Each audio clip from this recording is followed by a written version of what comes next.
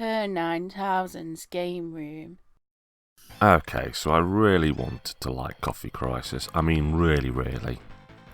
It started out as one of those projects where a small team wanted to make a game for an old system.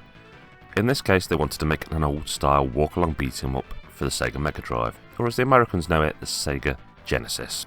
So, we're talking about a retro project here, putting out a new game on an old system, a system I love dearly, and add to that fact, it's a game in one of the genres I enjoy the most, the walk-along beat-em-up genre. If you've seen the reviews on my channel for old SNES and Mega Drive games or the Capcom collection, then you'll probably know I'm a big fan of these. What I haven't said as much is that I'm a huge coffee addict, and also that I'm quite a fan of the metal. Like Iron Maiden, Alice Cooper, Tenacious D, you get the picture. I'm also a big lover of the bizarre. I like my games with a dash of the weird. Always have. It's just, I don't like cookie cutter games, basically. Throw me something weird and usually you'll have me hooked. Well, you'd think, looking at what we have here, a walk-along beat-em-up in the retro mould, soundtrack with metal, full of aliens and coffee, totally bonkers looking, this would be the game for me, right? Wrong. The music's okay, the graphics are decent, but the game just kind of feels soulless.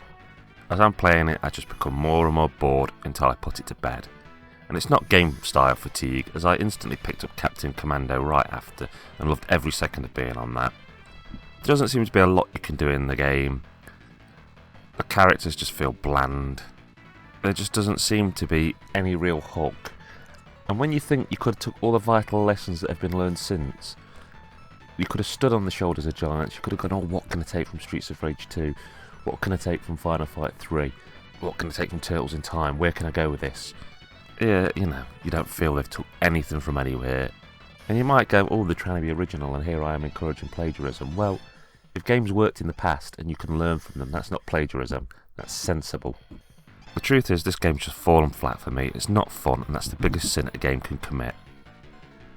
The only thing I'm glad about is that I grabbed it on sale on the Switch for £2 and I didn't pay full price for it, or worse, I didn't go the whole hog and get a Mega Drive cart of it to play on the original hardware. I find myself needing to give this game a 3 out of 10. I seldom say this, but I'd be happy to never play the game again, or to even look at it or hear its music. Heck, during the editing process for this video, I nearly gave up and in fact spliced Captain Commando music into the background of the video, instead of its own music, just for the sake of my own sanity. This is one to avoid. I don't like being an angry critic, I prefer liking things, so I think that says a lot about this. Okay, that's Kerr9000 signing off. Now have a great new year and keep on gaming.